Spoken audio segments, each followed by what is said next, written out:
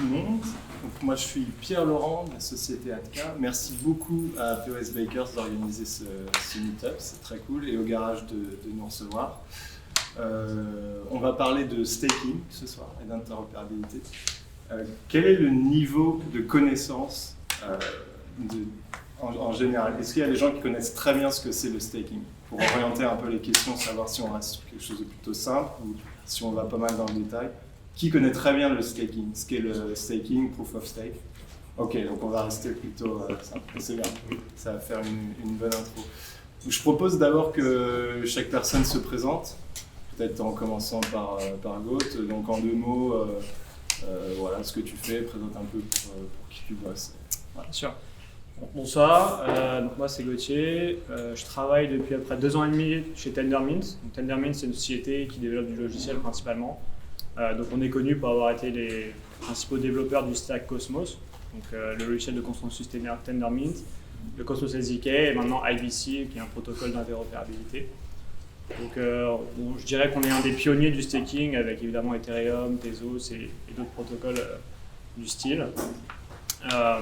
Donc chez Tendermint, moi personnellement, j'écris des spécifications techniques, je fais de la documentation et je fais aussi pas mal de relations de développeurs. Donc j'aide les gens à construire sur notre stack. Et en parallèle, j'ai aussi créé une société qui fait du coup de la validation, donc vraiment en lien avec le staking, qui s'appelle CastleNode. Et on est principalement basé sur les réseaux Cosmos. On est un affilié de Tendermint. Et moi, c'est Julien Bouteloup. Donc, je suis CEO de Stake Capital, qui est un fonds d'investissement. On a à peu près 20% du business model qui fait du staking. On fait aussi tout ce qui est liquidity provider, market maker. Et à peu près 4-5 mois, on a annoncé tout ce qui était produits financiers, produits dérivés, et notamment arbitrage, avec, je ne sais pas si vous avez entendu parler, les flash loans, qu'on fait pas mal les news récemment. Donc voilà, c'est Stake Capital. On est à peu près sur une quinzaine de networks, avec tout ce qui est en test à peu près une vingtaine, tout ce qui est staking aussi. Ouais. Voilà. Mon nom, Antoine Herzog, je suis CEO d'IOV, une société française. On fait une blockchain basée sur Tendermint qui permet en fait de résoudre un identifiant humain et donner une liste d'adresses cryptographiques, Bitcoin, Ethereum et autres. On existe depuis 2 ans, on est en mainnet depuis octobre 2019 et aujourd'hui on est dans la phase d'adoption avec nos partenaires, les wallets. Bonsoir à tous, Edouard Lavidal, cofondateur de POS Bakers. On est une société de staking, on opère des nodes donc sur des blockchains proof of stake. On opère sur 8 réseaux en mainnet, dont Tezos, Cosmos, quelques réseaux de l'écosystème Cosmos, Icon et l'écosystème Polkadot et Kusama notamment en mainnet. Donc voilà, on opère des nodes pour maintenir ces réseaux sécurisés et décentralisés.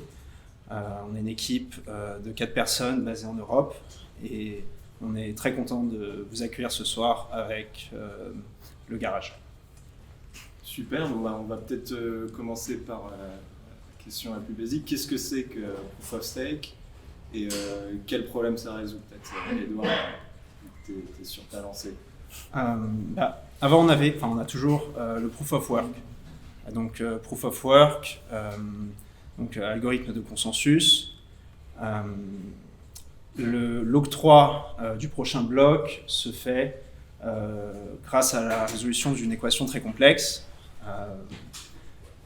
Pour résoudre cette équation, il faut beaucoup de puissance de calcul et les nodes se font concurrence sur la puissance de calcul. Ça a donné ce que ça donne. On a le réseau Bitcoin qui consomme l'équivalent de 0,3% de la consommation électrique mondiale, l'équivalent de la Suisse. Mais au moins, c'est sécurisé. En tout cas, on pourrait croire que ça l'est. On a, par exemple, je ne sais pas si vous connaissez Messari, qui est le Bloomberg de la blockchain. Il y a une colonne dessus, donc il y a le coût de l'attaque pour un réseau Proof of Work. Il y a déjà des réseaux Proof of Work qui sont fait attaquer, des réseaux qui valent des centaines de millions en market cap. Parfois le coût pour prendre le contrôle du réseau, pour faire une 51% attaque, il est dans les dizaines de millions d'euros. Donc, a été créée l'alternative qui est le Proof of Stake. L'octroi du prochain bloc se fait par un processus de loterie. Pour participer dans cette loterie, il faut verrouiller vos tokens dans le réseau. Vous avez le choix d'opérer l'infrastructure vous-même et de les verrouiller à vous-même, ou de verrouiller à quelqu'un qui opère de l'infrastructure pour vous, comme nous ici présents. Les avantages du Proof of Stake, déjà ça consomme moins, puisqu'on ne se fait pas concurrence sur la puissance de calcul. Et aussi, c'est assez sécurisé, puisque pour prendre le contrôle du réseau, il vous faut bien acheter suffisamment de tokens et donc avoir un stake in the game qui vous désincentive à attaquer le réseau. Aujourd'hui, le Proof of Stake, c'est 20 milliards de market cap à travers à peu près 80 réseaux blockchain. C'est à peu près 50% de staking ratio en moyenne. Ça fait 10 milliards de market cap qui est staké, donc c'est une poignée de riz à l'échelle de la blockchain. Mais c'est en très forte croissance, beaucoup de protocoles vont s'y mettre, dont Ethereum, Cardano et autres. Julien, toi qui es dans l'écosystème depuis quand même vachement longtemps, comment est-ce que tu as vu cette trend émerger et est-ce que ça a été accepté au début et tout, et est-ce que les vrais avantages du Proof of Stake par rapport au Proof of Work sont aujourd'hui prouvés, et quel est ton point de vue là-dessus? Bon, Proof of Stake au début c'était pas forcément très accepté, c'était ce qu'on appelait les masternodes un petit peu, qui ont été un petit peu à l'origine du Proof of Stake. Je reviens un petit peu sur le Proof of Work, c'est pas en fait que les transactions ou les calculs sont extrêmement difficiles, qu'en fait c'est extrêmement facile en fait les calculs sur le Proof of Work. C'est qu'en fait il en faut énormément en fait, il faut tester toutes les possibilités. Donc c'est plus en fait aller à essayer de trouver la loterie avec énormément de décès, c'est surtout ça en fait. Et Proof of Stake, en fait, ce que ça fait, au début, c'était pas forcément très bien accepté, mais vu qu'il y a des énormes projets blockchain qui se sont mis, ça a donné énormément de légitimité, énormément aussi de recherches qui ont été faites au niveau de la théorie des jeux. Donc oui, c'est plutôt bien accepté à l'heure actuelle dans la communauté, même si forcément à l'heure actuelle, il y a Cosmos et Tezos qui sont un peu les pionniers de Proof of Stake. Mais avec Ethereum qui arrive, avec un market cap de 25 à 30 milliards, c'est une énorme opportunité pour l'écosystème. Ouais, ok. Et du coup, ça me fait penser, est-ce qu'il y a différents, peut-être, Gauthier, modèles de Proof of Stake et Antoine, après, tu pourras expliquer, enfin, Gauthier, si tu veux parler de celui de Cosmos, par exemple, et en quoi c'est différent de celui de Tezos. Déjà, j'aimerais bien dire quelque chose par rapport au Proof of Work, Proof of Stake. C'est qu'en fait, tout de toute façon dans la blockchain, dès qu'on design une blockchain, tout est question de trade-off, c'est-à-dire de compromis. C'est-à-dire on prend quelque chose, mais on laisse autre chose. C'est-à-dire que le Proof of Work, ça a des avantages, mais ça a des inconvénients. Le Proof of Stake en a d'autres. Le Proof of Stake, il a principalement émergé pour plusieurs raisons. Bon, évidemment, il y a beaucoup de personnes qui pensent que le Proof of Work, ça consomme énormément d'énergie. Il y a aussi l'argument de la sécurité, qui est très débattu, mais on va dire que c'est vrai que c'est difficile pour plusieurs blockchains Proof of Work de grosse taille d'exister en même temps, puisqu'en fait la capacité de calcul est fongible alors que les assets de staking ne le sont pas. Mais il y a la principale raison pour laquelle le staking a besoin d'exister, c'est des questions de scalabilité. Pourquoi ? Parce qu'en fait, avec les réseaux Proof of Work, c'est assez difficile de faire scaler de manière générique une chaîne. D'un point de vue de Bitcoin, a un temps de bloc de 10 minutes pour une raison de sécurité. Ethereum a réussi à la réduire un petit peu, mais on arrive, il y a des limites qu'on ne peut pas dépasser.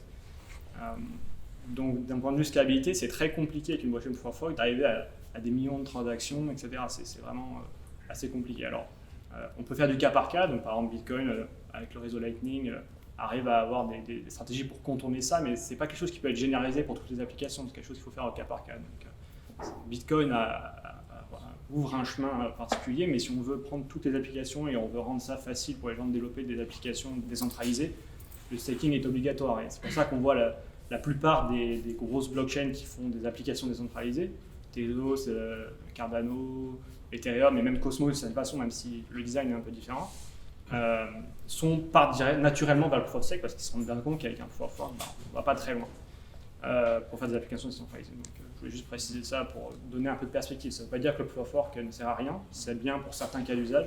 On va dire que pour la plupart des applications décentralisées qui ont besoin d'un grand volume de transactions, le Proof of Stake est plus adapté. Maintenant, la différence entre les protocoles Proof of Stake ne sont pas énormes, on va dire. C'est-à-dire qu'il y a beaucoup de convergence. Au début, ça partait peut-être un peu dans tous les sens. D'ailleurs, je préciserais que ce n'est pas Ethereum, ni Cosmos, ni Tezos qui ont inventé le Proof of Stake. Il y avait déjà des blockchains avant qui faisaient comme NXT. Avec leurs problèmes, évidemment, comme le Nothing at Stake. Mais bon, je ne vais pas trop rentrer dans les détails. Les différences ne sont pas énormes. Donc, par exemple, si vous avez staké sur Tezos, vous aurez à peu près la même expérience utilisateur que si vous stakez sur Cosmos. En revanche, il y a quelques différences. Donc, par exemple, sur Tezos, je suis un peu moins expert, donc peut-être que ça a changé, mais en tout cas, de ce que je sais, si vous ne faites pas tourner de nœud, c'est-à-dire que vous déléguez à un validateur, vous ne prenez pas le risque que vos tokens soient slashés s'il y a un problème. Alors que sur Cosmos, si. Sur Cosmos, si votre validateur fait ce qu'on appelle une faute byzantine, c'est-à-dire que par exemple il signe 2 blocs à la même hauteur, ou alors une faute byzantine, on va dire qu'il est down, une partie de ces tokens peut être détruite. On appelle le slashing. Et ça se répercute sur les délégateurs. Alors, il y a des raisons pour lesquelles chez Cosmos on a fait ça, des raisons de sécurité, etc. Après, c'est des débats techniques. Mais voilà, donc il n'y a pas énormément de différence. Globalement, le staking, ça fonctionne à peu près pareil. Vous avez des coins, vous les bloquez vous les bloquez. Une fois que vous les bloquez, vous êtes obligé de les déléguer à un validateur, que ce soit vous-même ou quelqu'un d'autre. Après, vous commencez à avoir ce qu'on appelle des rewards. Quand vous avez envie de récupérer votre principal qui a été bloqué, vous envoyez une transaction, vous attendez une certaine période de temps. Sur Cosmos, c'est 21 jours. Et voilà.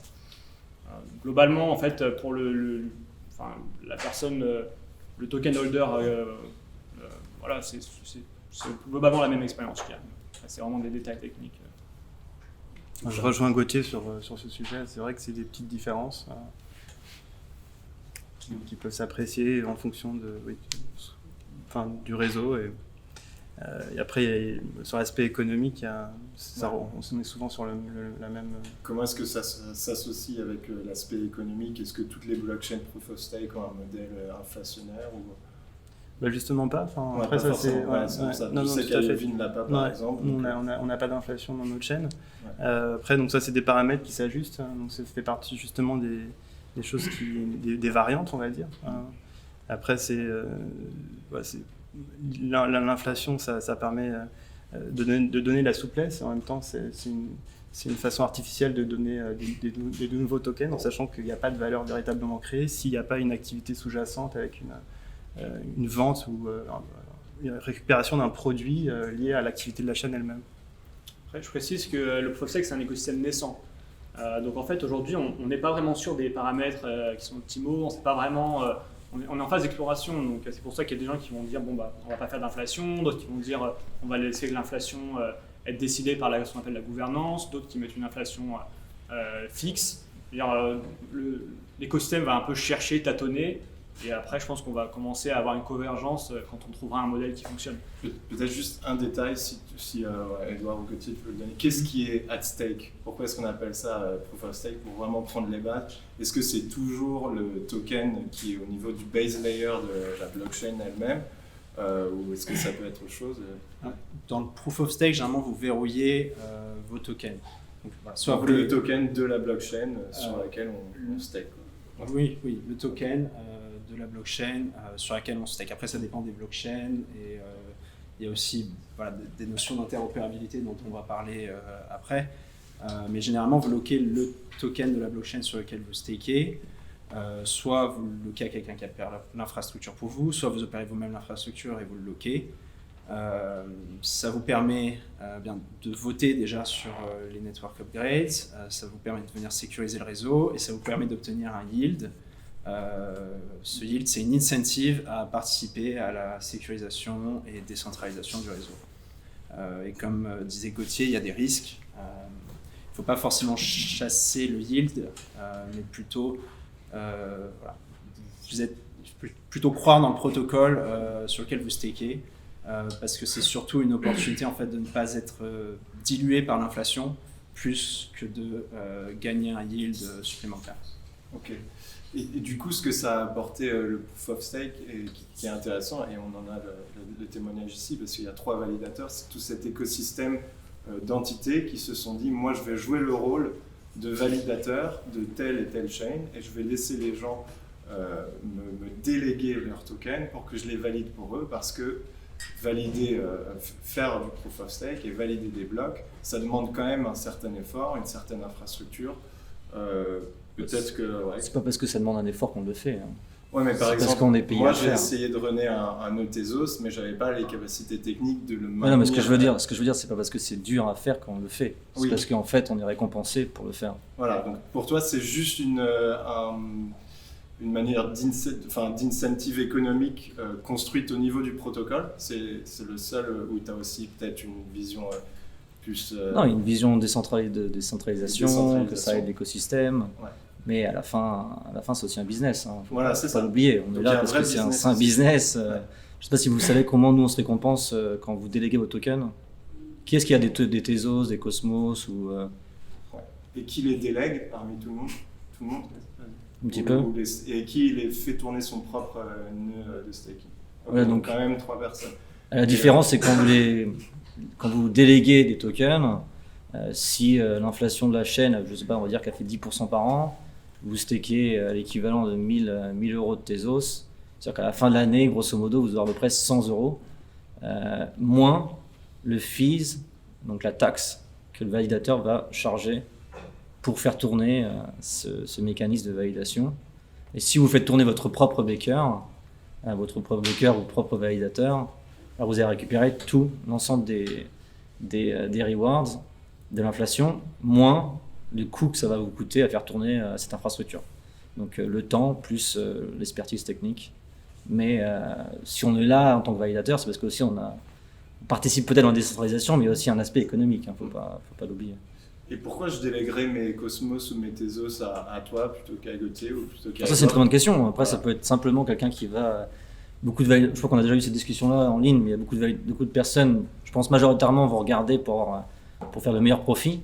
Donc, meilleur profit, ça veut dire quel validateur va charger le moins de taxes, de fees. Par exemple, il y a un des validateurs sur Cosmos qui s'appelle Sunny, Sika, qui chargeait 0%. 0%, et c'est lui qui est arrivé pratiquement, je crois, à la fin, qui a récupéré le maximum d'atomes. Donc il assume tout seul la charge de faire tourner ses validateurs. C'est surtout de l'université façon qui Ok. assume la charge. Ok. Donc voilà, c'est ça. Sinon après, pourquoi aller d'un validateur à l'autre? Bon, peut-être vous avez des affinités plus ou moins fortes pour un des validateurs, ou alors parce que vous avez confiance que ce validateur va pas être slashé, ou alors parce que vous avez confiance qu'il va donner, par exemple sur Tezos, vous avez un système de rewards qui devait être appelé régulièrement. Donc est-ce que les payouts vont être faits régulièrement? Sur Cosmos, c'est automatique. Après, vous avez des chaînes sur Ethereum comme LivePeer, Loom et tout ça comme ça, c'est automatique. Donc ça va vraiment dépendre. Est-ce que vous êtes plutôt sur un aspect je veux faire le maximum d'argent possible, ou est-ce que je veux aider la communauté? Je peux faire aussi beaucoup d'argent et aider la communauté, mais est-ce que je veux aussi est-ce que j'ai plus confiance dans un validateur qui ne va pas être slashé à long terme ou à court terme, des choses comme ça, quoi. Et peut-être, j'imagine qu'il y a aussi un aspect sécurité. Tu disais, Gauthier, que quand on choisit un validateur, on met une certaine proportion de ces tokens à risque si le validateur fait défaut. En termes de sécurité de ton validateur, si quelqu'un a réussi à te l'attaquer, enfin, quelles sont les mesures que tu mets en place pour te protéger? Et est-ce que ça diffère? Est-ce que chacun des validateurs a des mesures différentes? Et en quoi c'est important que... Donc voilà, une des raisons pour laquelle sur Cosmos, les délégateurs sont à risque, c'est pour les inciter à ne pas regarder avec la commission. C'est pas sûr que c'est complètement marché parce que les gens ont encore du mal à comprendre tout le fonctionnement, tout le mécanisme des algorithmes Proof of Stake, mais globalement, l'idée c'est de se dire, bon, s'il n'y a que la commission, c'est vrai que les gens vont avoir tendance à aller directement à la commission la plus faible. Par exemple, si la commission est de 10%, c'est-à-dire qu'on vous taxe 10% de vos revenus, enfin 10% de vos revenus vont au validateur à qui vous avez délégué. Alors que donc, si vous avez aussi la possibilité de vous faire slasher si le validateur ne fait pas bien son job, c'est-à-dire que ses machines tombent en panne, ou alors qu'il signe 2 blocs à la même hauteur, ça peut être fait de manière intentionnelle, malicieuse, ou alors parce qu'il a foiré son setup. Dans ce cas-là, vous aussi, vous perdez de l'argent. Donc, et comme le slashing est important, c'est jusqu'à 5% de votre principal, c'est quand même pas mal. Évidemment, les gens prennent en compte ce facteur. Donc, il y a des validateurs qui ont plus de commissions, mais qui sont vus comme étant plus sécurisés, voilà, plus, etc. Et du coup, ils ont quand même une bonne délégation parce que les gens n'ont pas envie de se faire slasher. Donc, voilà, c'est un compromis à voir. Est-ce que je m'intéresse que à la commission? Est-ce que je m'intéresse que... Parce que sachant que faire tourner une infrastructure qui résiste mieux au slashing, ça coûte plus d'argent que de faire tourner un nœud dans le cloud qui peut se faire détruire en 2 secondes. Enfin, voilà. Nous, chez CastleNode, on a des mécanismes de sentries, on a quasiment tous les validateurs ont des mécanismes de sentries, mais voilà, on utilise des HSM assez développés. Enfin, on a pas mal de mécanismes en place. D'ailleurs, c'est mon associé qui gère ça, qui a 20 ans d'expérience pour sécuriser les machines, etc. Donc il faut quand même des gens qui sachent faire pour éviter justement ce risque de slashing. Donc ça peut être un différenciateur. Après, je pense que les différenciateurs, honnêtement, sur le long terme, on ne les connaît pas encore. Donc aujourd'hui, il y a les échanges centralisés comme Binance, Coinbase qui commencent à rentrer sur le staking.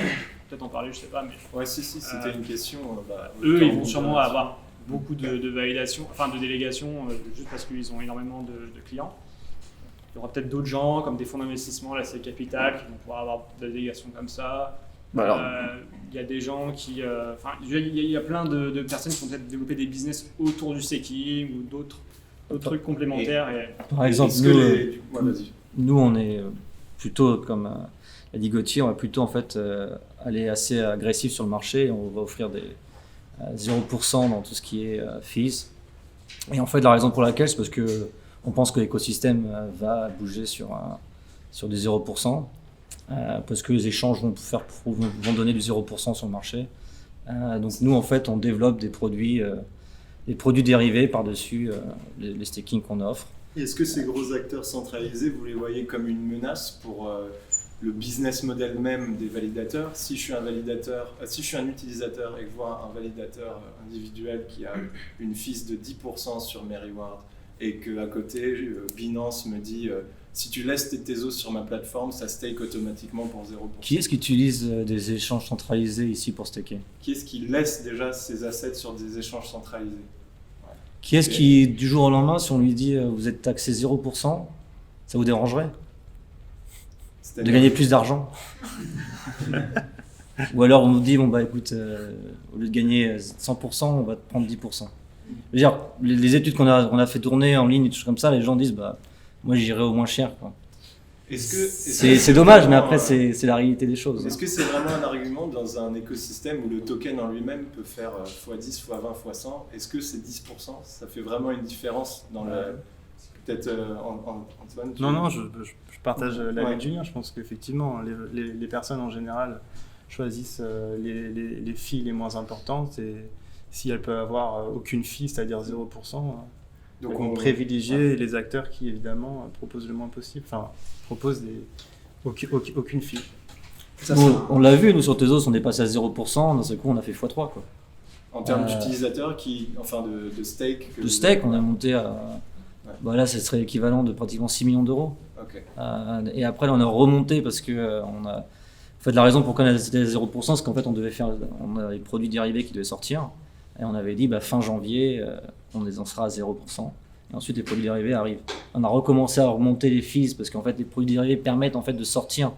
C'est un mécanisme qui permet de sortir ses principales, les intérêts sur le marché quand les tokens sont lock, parce qu'en fait, quand ils disent lock, quand vous avez délégué chez Cosmos ou Tezos, vous avez vos assets qui sont lockés pendant 21 jours. Et ça, en fait, si vous avez par exemple 10 000 euros sur Tezos, sur Cosmos ou sur notre chain Ethereum, si vous avez 10 000 euros et que vous voyez que le marché monte, comme par exemple sur Tezos qui monte à 4 ou 5 dollars, et que vous voulez sortir, vous ne pouvez pas en fait. Il faut attendre 21 jours. Et pendant ces 21 jours, vous n'allez pas récupérer les intérêts. Donc il y a toutes ces incentives-là qui ont été faits dans le protocole. Certains diront que c'est pour faire que le protocole soit solide, mais s'il y a la possibilité de construire des produits financiers par-dessus, des produits dérivés qui permettent de sortir tout en restant lockés, c'est un peu compliqué, mais en fait c'est une sorte de bond. En fait, vous vendez votre ownership dans ces assets qui sont lockés. Et ça peut être super intéressant. Et nous, c'est là-dessus qu'on vise. Et on l'a vu en augmentant les fees que maintenant des délégateurs veulent sortir, alors que dans le chat, ils disaient non, nous on est là, c'est pour la vision, c'est pour la décentralisation. Et une fois qu'on commence à jouer avec les chiffres, voilà, le porte-monnaie parle, quoi. Je pense que ça, c'est un des challenges de l'écosystème Proof of Stake en général. C'est surtout un challenge au niveau de l'éducation des token holders. On a beaucoup débattu, voilà, pourquoi un détenteur de token va choisir un validateur plutôt qu'un autre. Et en réalité, la bonne démarche, c'est de se diversifier auprès de plusieurs validateurs, un peu comme vous faites en finance quand vous investissez dans des fonds. Là, c'est pas pour la performance parce qu'elle est un peu fixe à part les fees, mais c'est plus pour le stashing. Vous avez moins de chances finalement d'avoir tous vos assets slashés si vous mettez vos œufs dans différents paniers. Nous, c'est un des challenges sur lesquels on travaille. On éduque beaucoup les token holders sur la diversification. C'est vrai qu'il y a de plus en plus de validateurs qui sont à 0%. Il y a l'arrivée des custodians et des exchanges qui ont tout intérêt à se mettre à 0% comme un add-on à leur core business, d'être un custodian ou d'être un exchange. Nous-mêmes, on s'est mis à 0% sur certains protocoles comme Cosmos récemment. Mais c'est avant tout bien parce qu'on voulait faire plaisir à nos délégateurs pour une certaine période de temps. On a vu que ça fonctionnait, qu'on a gagné plus de délégateurs. Après, nos clients, d'une manière générale, c'est pas forcément les mêmes clients que ceux qui vont rester chez Binance ou chez le custodian. Nos clients à nous, c'est surtout des gens qui aiment avoir la propre custody de leurs assets. On ne cherche pas à concurrencer Binance là-dessus. Beaucoup, ils utilisent donc, des clés Ledger pour se sécuriser et ils choisissent ensuite de déléguer à des acteurs comme nous. Sur l'infrastructure, je pense que c'est quelque chose qui est devenu assez commoditized dans l'écosystème. J'aime à croire que tous les validateurs utilisent des Sentry, des data centers, du HSM. On voit d'ailleurs l'émergence d'infrastructure service providers qui permettent à ceux qui n'ont pas les compétences en infrastructure de aussi lancer un validateur. Donc il y a une nouvelle émergence, un nouveau challenge au niveau de la centralisation, mais je pense que les barrières techniques sont tombées et un délégateur n'a pas vraiment besoin de skills. Non, et puis surtout il ne peut pas voir quel est vraiment le setup derrière une infrastructure qui affiche 100% d'uptime. Toutes les infrastructures affichent quasi 100% d'uptime sur Cosmos jusqu'à ce que ça casse. Puis surtout que l'uptime, ça sert à rien en fait. L'uptime, ça sert à rien parce que ça sert à rien tant tant que la plupart des gens sont à 100%. Je veux dire, voilà, c'est ça. C'est le but de la blockchain, c'est pas d'avoir tout le monde à 100%. Le but, c'est qu'on fasse tourner des blockchains sur les téléphones qui peuvent tourner en RAD. C'est ça en fait le but le futur de la blockchain, la décentralisation. Mais c'est pas d'avoir des infrastructures robustes si 100%. moi je suis rationnel et que je vois que mon validateur loupe systématiquement 10% des blocs qu'il est censé valider. Non, mais je veux dire, le uptime, ça sert à rien. C'est que le 100%, c'est déjà 100%, ça n'existe pas. C'est impossible. Vous pouvez prendre l'infrastructure que vous voulez, mathématiquement parlant, c'est impossible. Mais il faut avoir un uptime relativement correct. Mais 100%, c'est pas. Donc juste pour préciser ce que tu disais, je trouvais ça intéressant. Autour du business des validateurs en tant que tel, il y a des nouveaux business d'infrastructure qui donnent aux validateurs les infrastructures nécessaires, qui les maintiennent. Donc c'est encore un nouveau business autour de ce business des validateurs. C'est un gros challenge du proof of stake de manière générale. Ça ajoute une couche de centralisation dans le réseau. Puisque, alors déjà on a une certaine couche de centralisation parce que même si on a des sentries chez différents cloud providers, à la fin c'est AWS, Google Cloud, DigitalOcean et autres. Mais avec ces infrastructures providers comme Bison Trails par exemple, donc les barrières techniques à l'entrée tombent, n'importe qui peut lancer son propre validateur. Mais si Bison Trails est down, c'est possible que tous ceux qui soient sur Bison Trails soient down aussi, par exemple. Son business trade utilise Google ou Cloud, et comme on utilise tous Google ou Cloud, on va sûrement être down aussi. Il y a eu des réseaux où Blockdaemon et Bison Trails eux seuls avaient 70% des nodes dans le réseau. D'accord. Donc les gens ont choisi ces deux solutions pour déployer leur node de Je validation. ne sais pas exactement quel réseau c'était, mais... Après, on a encore quelques validateurs, on a des data centers, choses comme ça, mais je pense que c'est une minorité. Et du coup, n'importe qui avec des compétences techniques suffisantes peut, en utilisant ces solutions, déployer des nœuds. Ou je demande parce que sur Tezos, par exemple, il faut 8000 thesis pour avoir un validateur. Après, et juste au niveau du design. Après, oui, techniquement parlant, oui. Techniquement parlant. Mais au niveau du économiquement parlant, c'est pas forcément viable. Voilà. Parce que Bison Trails vont sûrement charger 500 000 euros par mois, 500 euros peut-être. Je crois que j'avais entendu dire c'est dans les 800 000 euros. Donc pour arriver à 1000 euros sur l'année, par exemple sur Tezos, il faudrait au moins déjà avoir 100 000 dollars de délégation. 100 000 dollars de et charger délégation 10%. Et charger 10%. Ouais. Pour avoir. Avec une inflation de 10%. L'inflation qui est à Voilà, c'est ça. 9%. C'est ce qu'on dit. Ouais. Okay. On dit souvent que si vous avez une équipe dans la validation, quand une entreprise vous dit j'ai une équipe de 4 personnes, si c'est que de la validation, et si vous prenez un salaire moyen de 100 000 dollars, c'est-à-dire qu'elle doit devoir à peu près 40 millions de dollars d'assets under management. Ouais, voilà. Okay. C'est à peu près grosso modo. Quoi. Sinon, c'est-à-dire que les gens ne sont pas payés. Voilà. Et peut-être une question un petit peu différente pour Antoine. Ouais. En construisant la blockchain IOV, ouais. vous avez imaginé le staking un petit peu différemment et là, ça rebondit sur ce que disait Gauthier. Finalement, designer une blockchain, c'est une question de trade-off. Et vous avez décidé de limiter le nombre de stakers de validateurs qu'il y aurait au début. Est-ce que tu peux expliquer pourquoi vous pensez que ça faisait plus de sens? Oui. Quand on démarre une blockchain, on souhaite pouvoir rémunérer correctement tous les acteurs qui vont constituer cette blockchain. Quand en fait, c'est comme on démarre un business, on va être sûr que nos premiers clients ils soient bien servis. Donc, limiter le nombre de validateurs au démarrage d'une chaîne, ça permet d'être sûr au moins que tous les acteurs vont pouvoir être rémunérés correctement. Et ce qu'on voit aussi, c'est que dans l'écosystème des validateurs, mais je suis peut-être pas le mieux placé pour parler de ça, c'est que sur des blockchains où il y a énormément de validateurs, il y en a beaucoup qui gagnent pas du tout leur vie. Ouais. Et on a finalement très peu qui gagnent bien leur vie. Et justement au fait que les taxes, il y a une compétition au niveau des fees, et donc finalement il y a énormément de gens qui sont attirés par charger le moins de fees possible, mais malgré tout ils ont aussi des coûts fixes. Donc à l'initiative de nos blockchains, on voulait faire en sorte déjà de faire un business qui fonctionne, c'est-à-dire une économie du token où en fait on peut rémunérer, et sans être d'une façon artificielle, mais avec la vente du token, de pouvoir rémunérer en fait tout l'écosystème. Donc c'est la raison pour laquelle on a décidé de démarrer avec peu de validateurs, en sachant qu'après on peut toujours augmenter le nombre.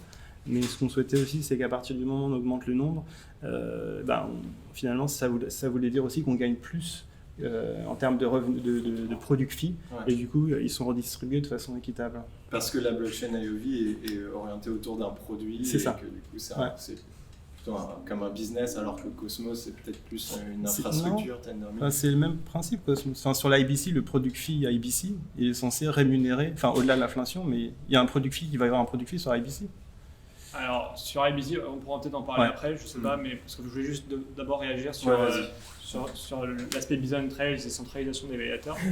Moi, je vois pas ça comme un risque majeur, parce que ce qui compte, c'est les gros players, est-ce qu'eux, ils ont leur propre infrastructure? Et moi, quand j'ai parlé avec les échanges centralisés, ils opèrent quasiment tous leur propre infrastructure en interne, justement parce qu'il y a ce risque de slashing qu'ils ont envie de pouvoir maîtriser.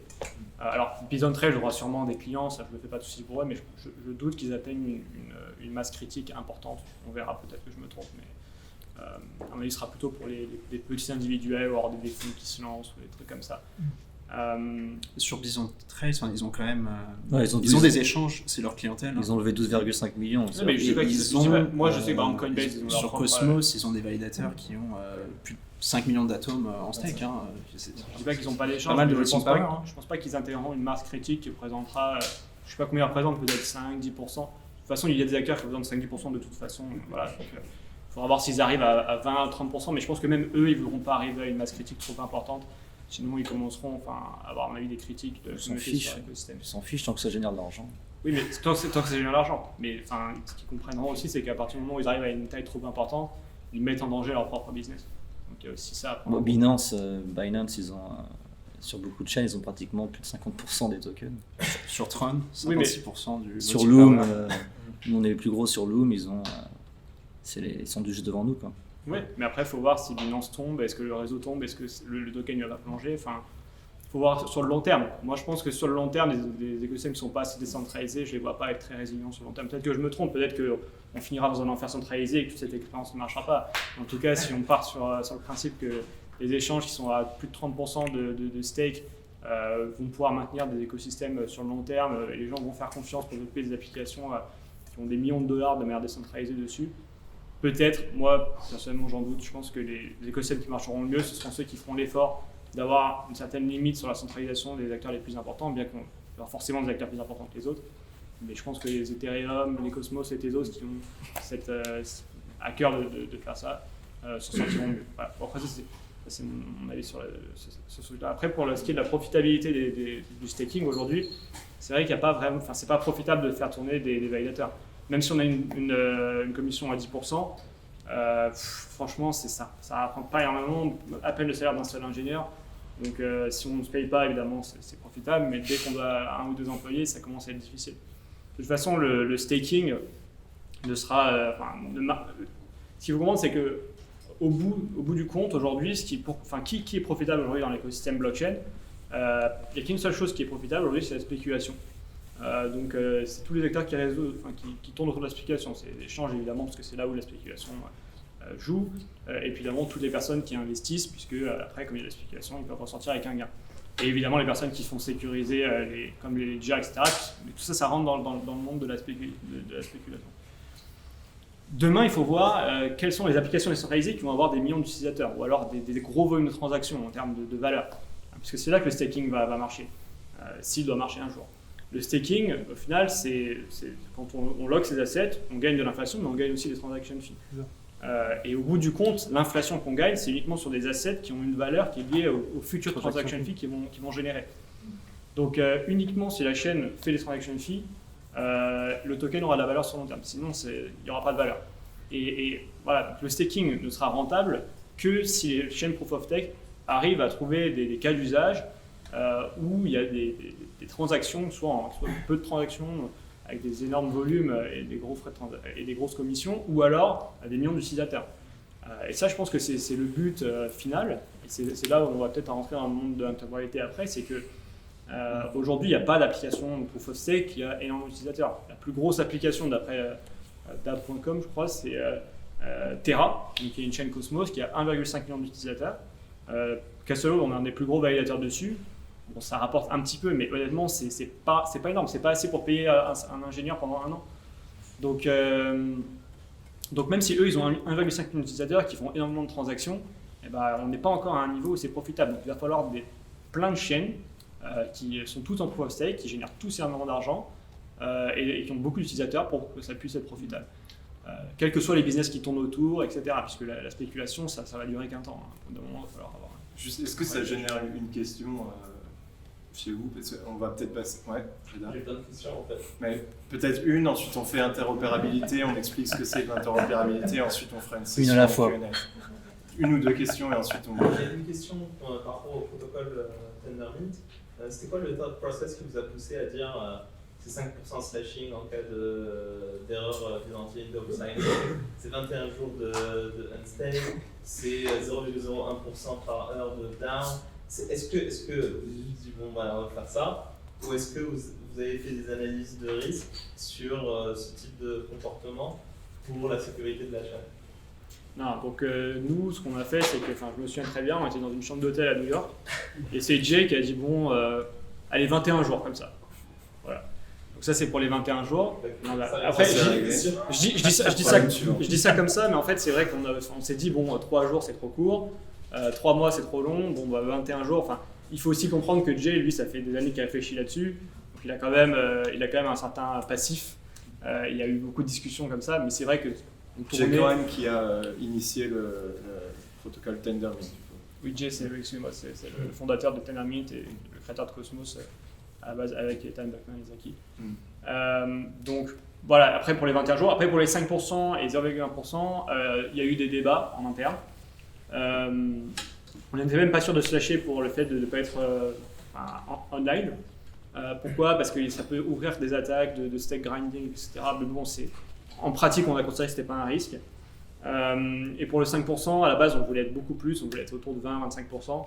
Mais on s'est dit, bon, on va commencer à 5%. De toute façon, encore une fois, c'est de l'exploration. Donc on ne peut pas arriver aux meilleurs paramètres d'un coup. Donc nous, de toute façon, notre approche, ça a toujours été de dire tous ces paramètres sont changeables, modifiables par la gouvernance. Et si on se rend compte que le slashing de 5% c'est trop élevé ou trop élevé, on changera avec la gouvernance. Pareil pour les 21 jours, pareil pour... Tous ces paramètres en fait sont mis dans la chaîne et peuvent être changés via une proposal de changement de paramètres.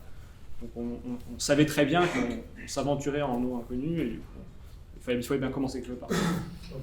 Peut-être une autre petite question. Exemple, un protocole comme Tezos où il y a beaucoup de STO et la plupart des tokens c'est des security tokens.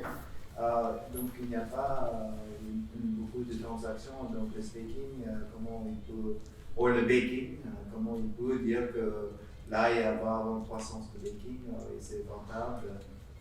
Ouais, il y a des données publiques qui sont disponibles sur la chaîne. Le baking a beaucoup de succès sur Tezos.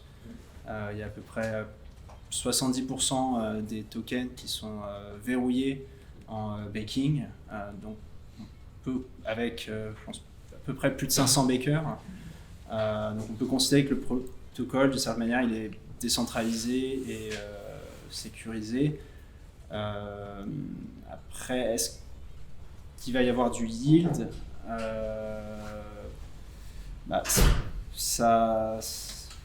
Comment dire, plus il y a de tokens qui sont stakés dans le réseau, qui sont verrouillés dans le réseau, plus le yield tend à diminuer, puisque c'est une incentive à locker plus ou moins de tokens dans le réseau. Après, ça reste juste l'opportunité de ne pas être dilué. C'est pas non plus l'opportunité. Après, ça c'est les tokens de la chaîne. Mais le but en fait de ces blockchains-là, c'est d'arriver à ramener de l'utilité. C'est pas comme disait Gauthier, c'est pas spéculation. À l'heure actuelle, c'est spéculation. À part sur Ethereum où il y a beaucoup de ce qu'on appelle la DeFi, tout ce qui est produits financiers. Mais à l'heure actuelle, ce qu'il faut, c'est ramener l'utilité. Il faut des projets qui arrivent sur la blockchain et qui arrivent à ramener les transactions parce qu'ils sont utiles. Parce qu'ils font quelque chose. Donc, par exemple, je ne sais pas, sur Tezos, il peut y avoir si c'est plutôt accentuer STO, plus tout ce qui est real estate, des ventes d'immobilier sur la blockchain, choses comme ça qui peuvent ramener des milliards de dollars de transactions. Et là, ça va donner de l'intérêt au token.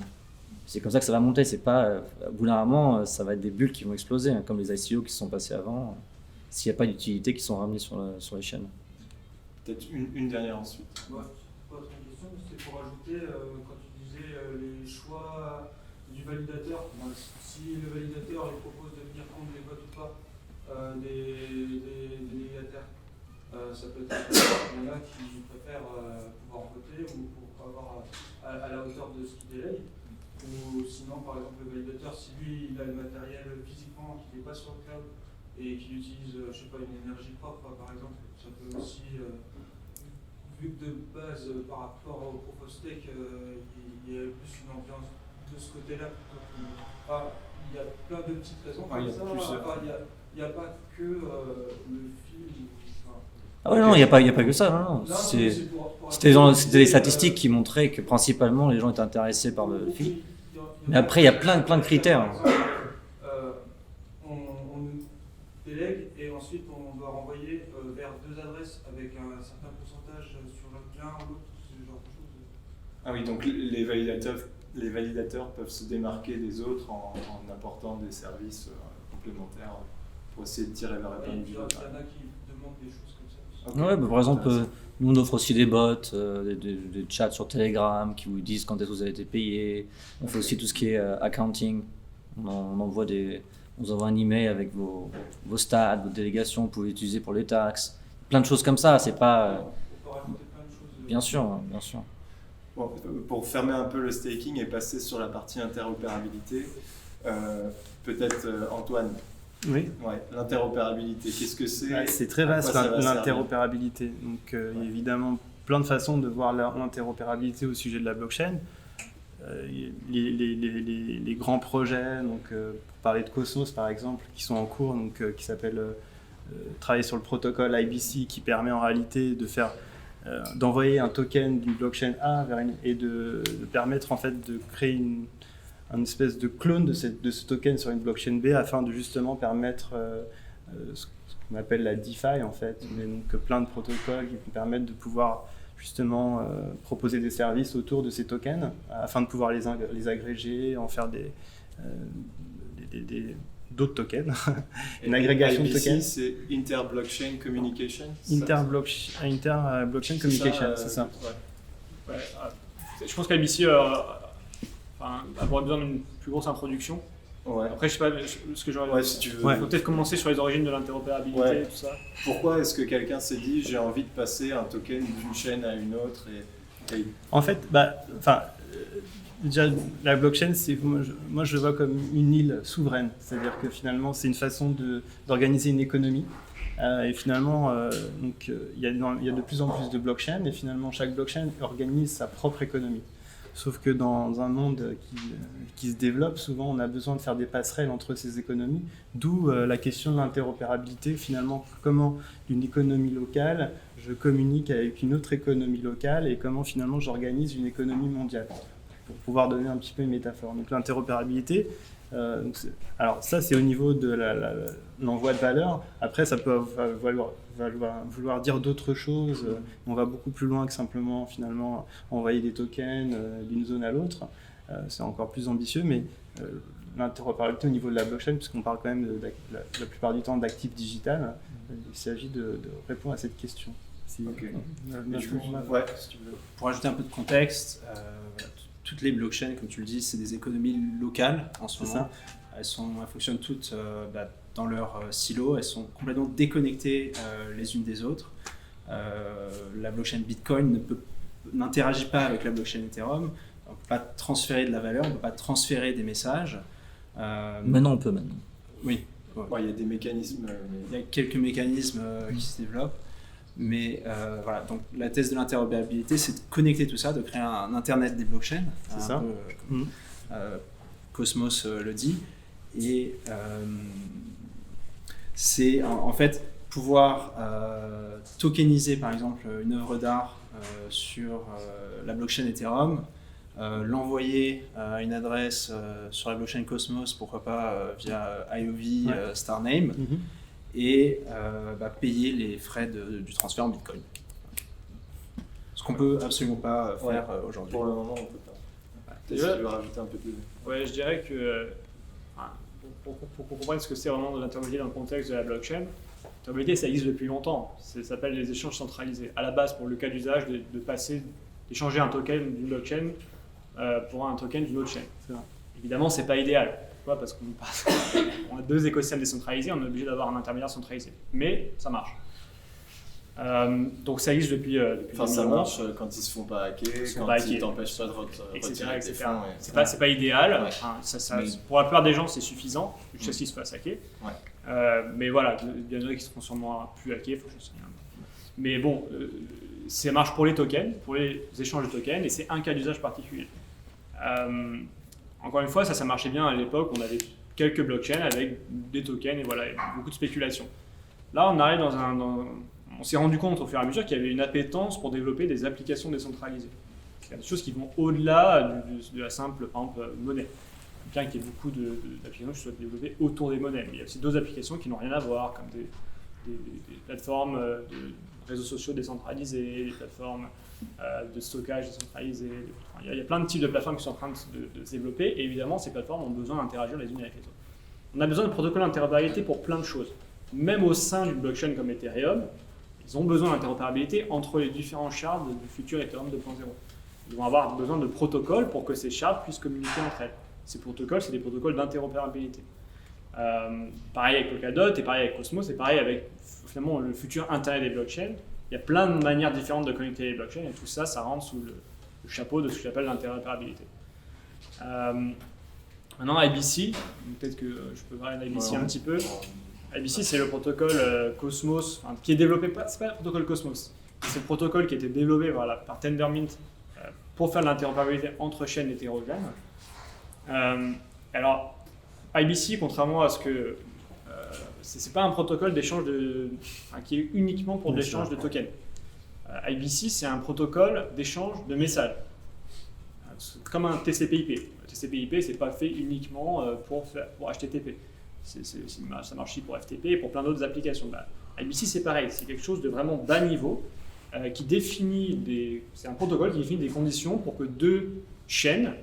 Et chaîne, c'est pas forcément des chaînes Cosmos ou Tendermint d'ailleurs. Ça peut être n'importe quelle chaîne qui répond à certains critères, qui sont la finalité. Bon, je ne vais pas rentrer dans les critères, mais. Et donc, une fois que ces deux chaînes, quelles qu'elles soient, ça peut être Ethereum, Cosmos, Cardano, même Bitcoin, mais avec Bitcoin, ne changera probablement jamais, donc ne sera probablement jamais compatible nativement avec IBC, puissent communiquer des messages entre elles. Je n'ai pas forcément détaillé en comment il marche, puisque ça reste assez technique, mais bon, voilà. Donc, disons que c'est un protocole de bas niveau, qui peut être implémenté par n'importe qui. D'ailleurs, il sera peut-être utilisé par Ethereum pour la communication entre shards, puisque encore une fois, la communication entre shards, c'est quelque chose qui s'ajoute par-dessus l'échange de messages. L'échange de messages est juste là pour définir quelles sont les règles d'échange de messages. Par-dessus, on peut dire, bon bah voilà, maintenant on va construire un protocole de sharding par-dessus. Juste après, les shards, c'est dans le design de Ethereum 2.0 qui introduit le proof of stake. Il y aura cette notion de différentes bouts de blockchain qui vont vivre les unes en parallèle des autres, qui sont appelées les shards et qui communiquent les unes avec les autres.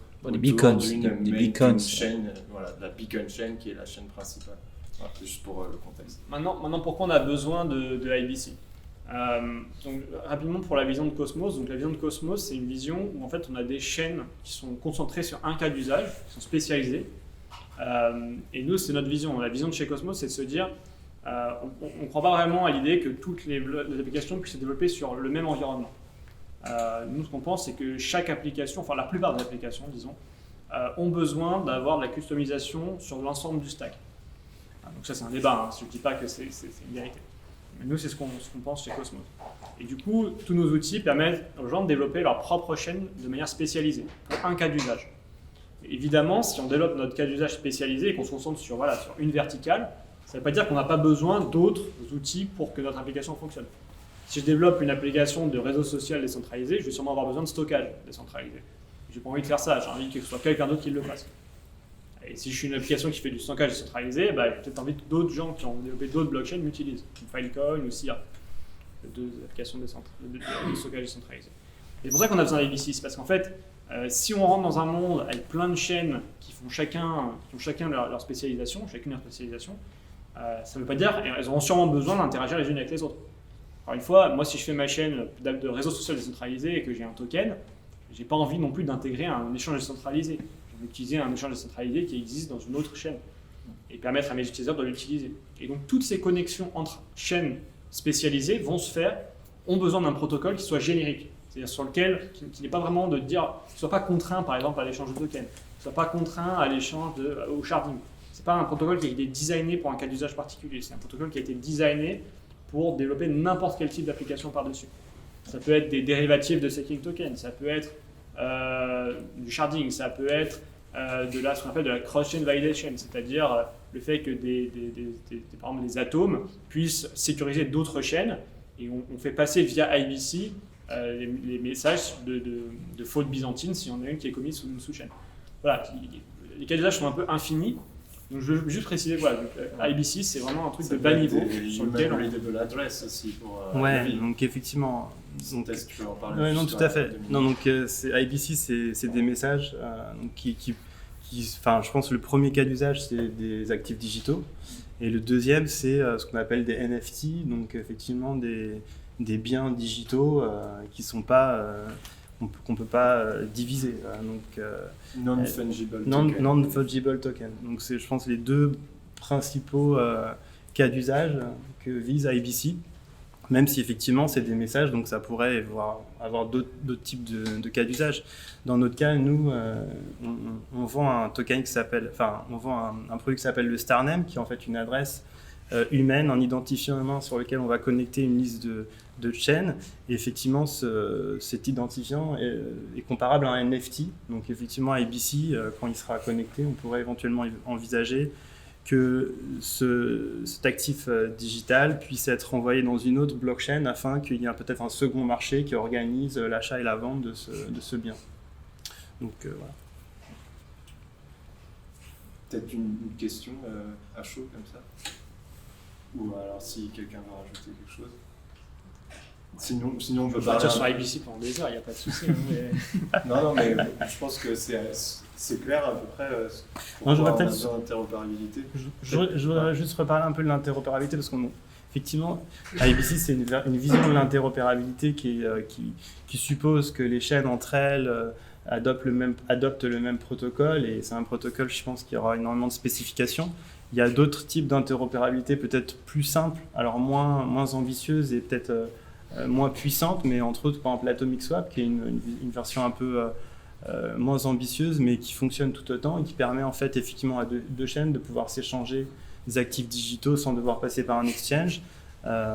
Et ça de façon sans qu'il y ait une contrainte très forte au niveau des deux chaînes pour que l'échange puisse avoir lieu. Notamment un projet qui s'appelle Keep Network, qui a juste lancé il y a quelques jours un produit qui s'appelle TBTC. Et ça, normalement, ça va, je pense, ramener énormément de market, de volume des échanges centralisés sur les échanges décentralisés. Parce qu'en fait, vous n'avez plus besoin d'aller dans un échange centralisé pour aller échanger, faire du Bitcoin sur du Ethereum, qui sont les deux plus grosses chaînes à l'heure actuelle. Et vous pouvez juste faire un swap comme sur Uniswap et vous allez pouvoir bientôt faire un Bitcoin vers un Ethereum, par exemple. Donc, et c'est une énorme prouesse mathématique, quoi. C'est une solution sécurisée et décentralisée de Ouais, faire c'est vivre trustless. Ouais. des bitcoins sur la chaîne Ethereum. C'est-à-dire en fait que vous pouvez en fait c'est- aller staker vos bitcoins. Si vous n'avez pas envie de les vendre, c'est ce qu'on appelle quelqu'un qui veut être long, qui pense que Bitcoin va partir en valeur, va monter encore. Vous les stakez, mais quand vous avez envie de les utiliser, donc vous allez les staker sur un smart sur le réseau qui s'appelle Keep Network, et ils vont vous passer un token donc qui est sur la chaîne Ethereum, qui représente votre bien sur la chaîne Bitcoin. Et après, vous pouvez faire tout ce qui est accès aux produits décentralisés financiers de la chaîne Ethereum. Par la suite, avec ABC, il y aura aussi beaucoup plus d'exemples. Et ce qui vous permet en fait de rester avec vos Bitcoins tout en profitant des outils sur la chaîne Ethereum à l'heure actuelle. Je pourrais par exemple mettre mes bitcoins en collatéral Ouais, c'est ça. d'un prêt sur MakerDAO et générer des DAI. Sur Compound, vous pouvez générer 10% sans sortir vos bitcoins. Ça, c'était un truc qu'ils ont travaillé depuis 4-5 ans quand même. C'est un gros truc. Ça fait très longtemps qu'il- Et l'équipe derrière, c'est des mathématiques, c'est très très puissant. Ok.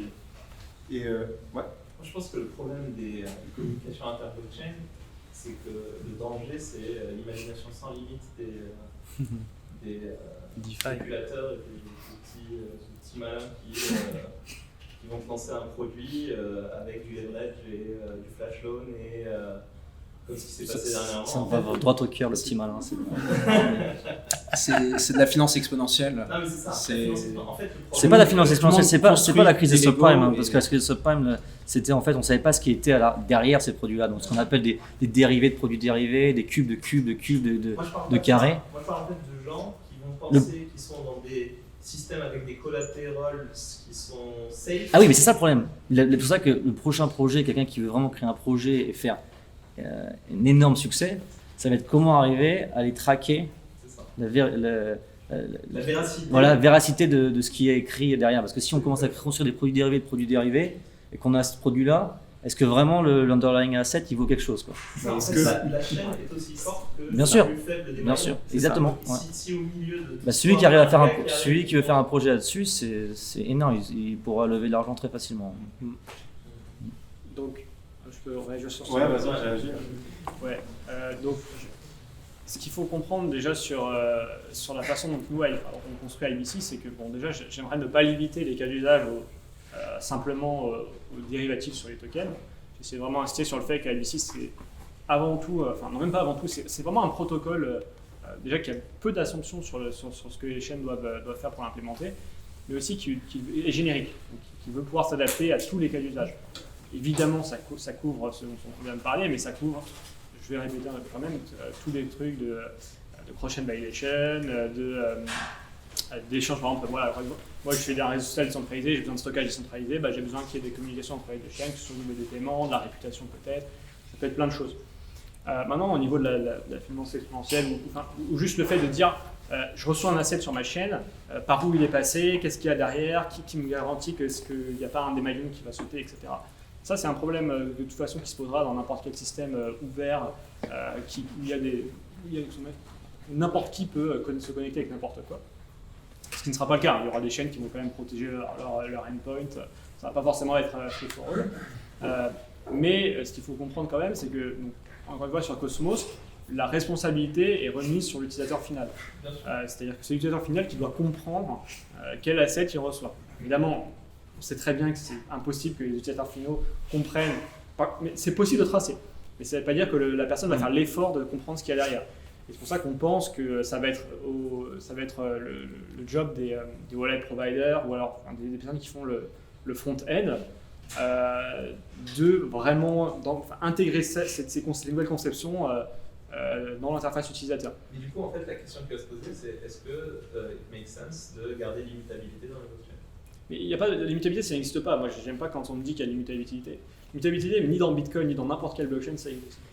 L'immutabilité, le fait qu'une blockchain soit immuable, c'est un spectre. C'est-à-dire que toute blockchain peut être cassée. Même dans Bitcoin, voilà, si j'arrive à avoir un consortium assez grand, je peux faire renverser n'importe quel bloc. Ou alors j'invente un ordinateur quantique dans mon coin, ou je sais pas, n'importe quoi qui peut, qui a des hash 10 000 fois plus vite que tous les ordinateurs actuels. Je suis un génie. Je peux casser l'immutabilité Bitcoin. Je peux aussi casser l'immutabilité Ether, mais pareil dans la blockchain Proof of Stake, il suffit que je corrompe 2 tiers des validateurs. L'immutabilité, ça n'existe pas. Donc voilà, après je pense que ça pose des nouveaux problèmes. Je pense que les gens ont été extrêmement déresponsabilisés dans la société. Après, c'est des questions de société de toute façon. Ça va au-delà de. Après, est-ce que la blockchain, c'est quelque chose. Voilà. Mais c'est intéressant ton truc parce que dans la finance traditionnelle, il y a une compagnie qui s'appelle Veritas, qui est la plus grosse boîte qui s'amuse à aller checker si dans le carbone offset, si les carbones existent vraiment, des choses comme ça. Mais par exemple, je pense que ce qui est décentralisé va apporter mieux que la centralisation sur certains aspects.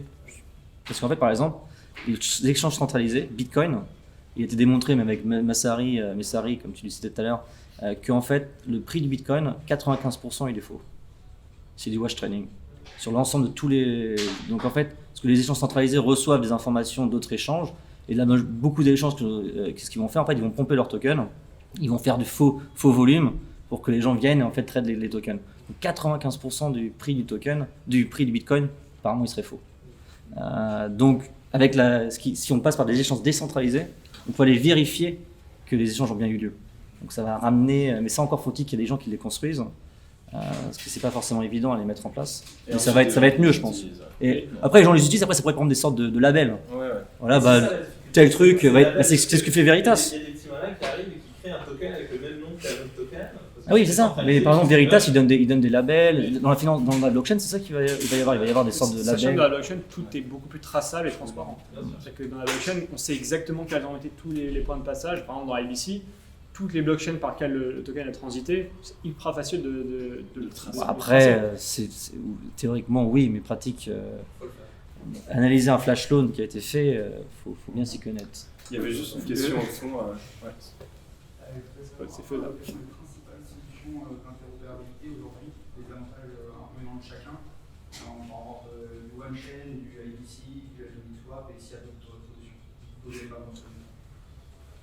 D'autres technologies d'interopérabilité que IBC ou que Cosmos. Il y a peut-être un peu Kava avec leur stream. Je sais pas si c'est vraiment. Ah, mais Gauthier, il n'aime pas trop citer les. Non, il y a Polkadot. Alors moi, qui est un projet intéressant. Vas-y, peut-être. Interledger un peu. Ouais, t'as Polkadot qui est un projet intéressant aussi, l'écosystème Polkadot. Et la grosse différence avec Cosmos, au-delà du SDK, donc Cosmos a un super SDK si vous voulez lancer des solutions sur l'écosystème. Polkadot a Substrat qui vient aussi. Et Polkadot a adopté un modèle de shared security. où en fait les validateurs de la main chain, qui s'appelle Relay Chain, sont aussi les validateurs des parachains. Alors que sur Cosmos, on a le main hub, et après chaque hub doit bootstrapper lui-même sa communauté de validateurs. Et donc il y a plus de souveraineté dans l'écosystème Cosmos, alors que dans l'écosystème Polkadot, il y a plus, il y a moins de souveraineté au niveau des chaînes interconnectées à l'écosystème. Après, la shared security dans Cosmos est optionnelle. Enfin, on va dire que le défaut c'est souverain et l'option c'est shared security, une fois qu'il y aura IBC évidemment. En Polkadot c'est l'inverse. Le défaut est shared security et optionnellement on peut être souverain. Donc c'est des choix de design voilà, différents. c'est des choix de design différents. Les utilisateurs vont décider de ce qu'ils préfèrent. Sachant que leurs principaux les développeurs. Sachant que le protocole de Polkadot qui s'appelle ICMP est vraiment designé pour de la communication entre parachains, c'est-à-dire chaînes qui partagent un même set de validateurs sous-jacents. Parce que IBC est designé sans assumption sur est-ce que c'est le même set de validateurs ou pas. Sachant que ICMP va peut-être utiliser IBC en tant qu'une fois couche fondamentale. Parce que IBC est un niveau en dessous de ICMP. À terme, tous ces protocoles en fait, vont être amenés à communiquer ensemble. Mais pour l'instant, il n'y en a aucun qui est live, à part sur Ethereum avec par exemple Plasma Chain par exemple. Par exemple, il y a OneChain. Je connais même pas. Moi, je connais pas extrêmement bien leur système. Je saurais pas dire. Non. Je connais OneChain, mais j'ai vraiment pas lu. Je sais pas. Parce que, encore une fois, nous, chez Cosmos, on ne se concentre pas sur le cas d'usage financier. C'est un cas d'usage possible, mais il n'y a pas que ça dans les cas d'usage qu'on adresse. Après, un cas d'usage financier, OneChain, je connais pas. Je sais qu'il y a Interledger aussi, qui est un autre protocole qui est développé par Ripple. Qui est très intéressant, moi je trouve. Une sorte de Lightning généralisé. Ouais. Mais voilà, encore une fois, c'est un cas d'usage financier, de transfert de tokens. Donc sur les cas d'usage financiers, il y a plein de trucs. Tu dois y aller. Non. Voilà. Antoine, tu veux... Non. Est-ce qu'il y a d'autres questions? J'ai une question en plus. Quand tu mets ton validateur à 0%, étant donné que tu ne récupères pas la reward par exemple sur Cosmos parce qu'elle part directement chez c'est directement chez des délégués, comment tu fais pour créer des produits financiers C'est une bonne question. En fait, on a fait 0 parce qu'on n'avait pas encore les produits financiers. D'accord, ok. Donc là, on a augmenté les fees parce qu'on va normalement pour Ethereum ECC à Paris réalise les produits dérivés. Le but en fait c'est que si vous stakez chez Stake Capital, on vous donne en fait du cash en retour. Et ce cash là en fait c'est parce qu'on va vendre les intérêts sur le marché qui ont été générés, soit en dollars, juste comme ça, et après on vous le redistribue à tous ceux qui ont participé à déléguer chez Stake Capital qui participent pour après monter nos autres projets en fait. Donc c'est surtout ça en fait, on vous fait devenir. On partage tous nos fees. En fait, si vous déléguez chez nous, notre but en fait, c'est qu'on vous redonne ce qu'on vous a pris via du cash. Un fonds proof of stake décentralisé. Voilà, c'est un mutual fund. En fait, donc, quand on délégue, la reward elle est utilisée pour faire du trading, générer du rendement. Voilà. Et après, vous redistribuez les choses. C'est intéressant. Ouais. C'est-à-dire que voilà. C'est pas que je veux pas que vous déléguez chez les autres. Hein, mais si vous les déléguez chez nous, on vous donne du cash en retour. Nous, on vous donne des tokens. Mais c'est ça qui est intéressant. Entre le cash et le token, fiat. Moi, avec le mien, vous achetez un café. Avec le token. Si tu stakes pour $1000 de Cosmos, tu reçois donc, à la fin de l'année pour $100 de Cosmos, ce qui est faux parce qu'en fait, en fonction de l'évolution de la valeur du capital. Je te dis si l'asset ne bouge pas en valeur, forcément. Si l'asset ne bouge pas. Après, sinon, le discours il dure. C'est toujours modulo, la volatilité. Voilà. Extrêmement important. Mais par contre, le cash, il sera jamais modulo. Exactement. C'est ça le truc. C'est ça qui est intéressant. C'est qu'en fait, je te fais hedge sur ton risque en sortant directement. Ça coûte combien le hedging? En fait, ton principal, tu le hedge, voilà. Ce qui fait que...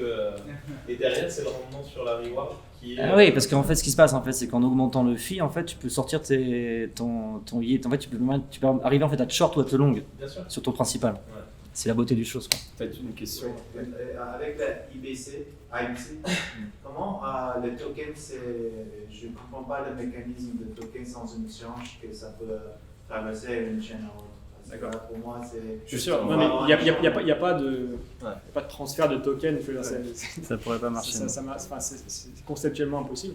Non, ce qui se passe, c'est que en fait, IBC, c'est un protocole. Donc, vraiment, je ne rentre pas dans les détails. Rapide. Le but, c'est que chaque chaîne en soi fasse tourner un light client de l'autre. Une sorte de light client décentralisé qui se fait de manière. Voilà. Et donc, en fait, on va locker les assets. Là, je parle d'une application d'IBC, encore une fois, parce que IBC est un protocole d'échange de messages, et là, on parle de l'application de transfert de tokens d'une chaîne à l'autre, construite par-dessus IBC. Donc, pour cette application particulière, ce qu'on va faire, c'est qu'on va bloquer les tokens sur la chaîne, d'accord ? Une fois que ces tokens sont bloqués, on peut générer une preuve que la transaction de blocage a été incluse dans le bloc. Avec cette preuve de Merkle, donc une preuve, comme l'autre chaîne, en fait, vérifie les headers des blocs, en mode light client, elle est capable de vérifier des preuves de Merkle de la chaîne originale.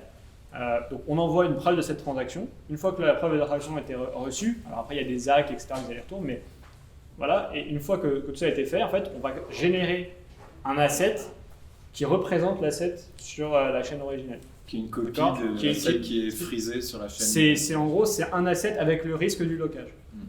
Et donc cet asset n'est pas exactement le même que l'asset originel. Il dépend de la confiance qu'on a dans les deux chaînes, en fait. C'est-à-dire qu'on n'a plus que la confiance dans la chaîne originelle, on a la confiance aussi dans la chaîne réceptrice. Donc c'est pour ça que quand on ajoute un palier de confiance, cet asset sera probablement un petit peu moins valorisé que celui de la chaîne originelle, puisque le marché comprendra sûrement qu'il y a plus de potentiel risque. Mais globalement, c'est comme ça que ça marche. Et une fois qu'on veut revenir sur la chaîne originelle, on envoie une transaction sur la chaîne où on avait créé ce nouvel asset. Encore une fois, on a des back and forth, et après on détruit cet asset qui a été créé et on release l'asset original sur la chaîne. Une question là-bas. Niveau régulation, comptabilité, tout ça, taxes, ça marche. C'est un des challenges de l'écosystème. Même au niveau juste de. Bon, c'est pas minime, hein. Je sais pas combien, mais la majorité des validateurs, ils ont entre je sais pas, 10 et 50 millions de dollars à cet under management. Donc, ah oui, bien sûr. Je veux dire, tu peux être très bien dans ta chambre et avoir 10 millions de dollars en responsabilité. Alors, est-ce que c'est minime ou pas, je sais pas, mais. Attention, il y a pas non. Il y a des régulations sur la custody qui existent déjà. Dans la majorité des protocoles Proof of Stake, en tout cas ceux sur lesquels on opère, il n'y a pas nécessairement de custody. C'est-à-dire qu'on n'a pas la possession de vos tokens. C'est une autre question sur laquelle je disais qu'il y avait une différence entre Cosmos et Tezos. C'est que sur Cosmos, on n'a pas de. En fait, les distributions de rewards sont automatiques. Alors, d'après ce que je sais, sur Tezos, c'est le validateur qui doit initier une transaction. Il y a la custody des rewards. Pour nous, il y a une custody reward. En tout cas, il y a besoin d'avoir une action de la part du validateur. Pour nous, chez Cosmos, on pense que ça pose un risque. Ça peut poser un risque du point de vue de régulation, parce que peut-être on peut considérer le validateur comme qui transfère de l'argent. Alors chez Cosmos, c'est automatique. Donc en fait, le validateur ne peut rien faire, ni pour la custody du principal, ni pour celle des rewards. D'ailleurs, on en parlait tout à l'heure. C'est un prestataire de service pur. Ça a amené certains services, notamment en Hollande, TZ Dutch, à fermer boutique parce qu'ils se sont fait approcher par les régulateurs en disant attention, le moment où vous avez généré les rewards des personnes qui vous ont délégué, vous avez la custody et ensuite vous l'envoyez vers eux. Donc ça, c'est une transaction. C'est de ça que tu parlais. Hein. Donc il y a plein de challenges. C'est un peu un genre de dividende. Voilà. Il faut avoir un peu des réglementations. Ah bien sûr. Si tu gères en fait, c'est exactement comme moi je compare ça à chaque fois. Je donne l'exemple d'un achat immobilier et quelqu'un qui va apporter un service de rentabilité. Airbnb. C'est des services régulés. Alors pourquoi en fait qu'on dise Cosmos ou Tezos? Cosmos, c'est l'intérêt qui est distribué automatiquement. Tezos, non. Je pense que c'est un peu joué sur les mots à l'heure actuelle parce qu'en fait, c'est juste que les régulateurs n'ont pas encore regardé, quoi. Ils sont vraiment sur Bitcoin, ICO, là ils sont encore déjà 4-5 ans en arrière. Mais après, quand ça va arriver, oui, forcément, quand on regarde le business, on fait des produits financiers, on distribue des intérêts aux gens, ça pose des questions de régulation. Faut pas. Mais comment vous comptez aborder les mutual funds, enfin, les gros hedge funds qui justement s'intéressent à ça? Ah non, on est domicilié dans des locations qui permettent ce genre de structure. C'est plutôt un gros hedge fund et je vois ce genre de truc, je me dis ça m'intéresse. Et bien sûr, pas de normes, etc. Ouais. Bah après, tu viens me voir à la sortie, on peut en discuter. Ouais, je pense. Tu veux finir, clôturer? Non, mais après, pour revenir là-dessus, chaque détenteur de token aussi doit voir auprès de son propre écosystème, propre pays, propre fiscalité. Il a lui aussi sa responsabilité. Ok, bon, bah, je pense qu'on va clôturer ici. Merci beaucoup. Merci.